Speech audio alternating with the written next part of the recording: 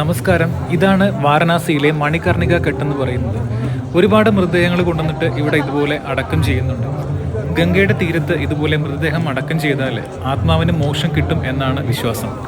ഈ ദൃശ്യങ്ങൾ നേരിട്ട് കാണുന്നത് ഒരു പ്രത്യേക അനുഭവം തന്നെയാണ്. കാരണം മൃതദേഹങ്ങൾ കത്തിയെരിയുന്നത് നമുക്ക് ലൈവായിട്ട് ഇവിടെ കാണാൻ സാധിക്കും. മരണപ്പെട്ടവരുടെ കുടുംബാംഗങ്ങൾ ഇവിടെ നേരിട്ടെത്തി അവസാന ചടങ്ങുകൾ ചെയ്തതിന് ശേഷമാണ് ഈ മൃതദേഹങ്ങൾ ഇങ്ങനെ കത്തിക്കുന്നത്.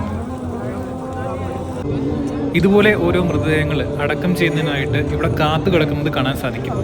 ഗംഗയിലൂടെ ബോട്ടിൽ യാത്ര ചെയ്ത് ഗംഗ ആരതി കണ്ടതിന് ശേഷമാണ് ഞാനിവിടെ എത്തിയത്.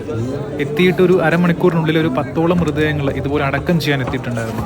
ഈ കാഴ്ചയുടെ ഒരു ഭീകരത ഞാൻ മുഴുവനായിട്ട് നിങ്ങളെ കാണിക്കുന്നില്ല. കാരണം ഇവിടെ നിന്ന് വന്ന് കണ്ടെങ്കിൽ മാത്രമേ അതിൻ്റെ ആ ഒരു അവസ്ഥ നിങ്ങൾക്ക് മനസ്സിലാക്കാൻ സാധിക്കൂ. നമുക്ക് കാഴ്ചകൾ കാണിക്കുന്നതിലൊരു പരിമിതിയുണ്ട്. അതുകൊണ്ടാണ് ഇങ്ങനെ ചെറിയ രീതിയിൽ ദൃശ്യങ്ങൾ നിങ്ങളെ കാണിക്കുന്നത്.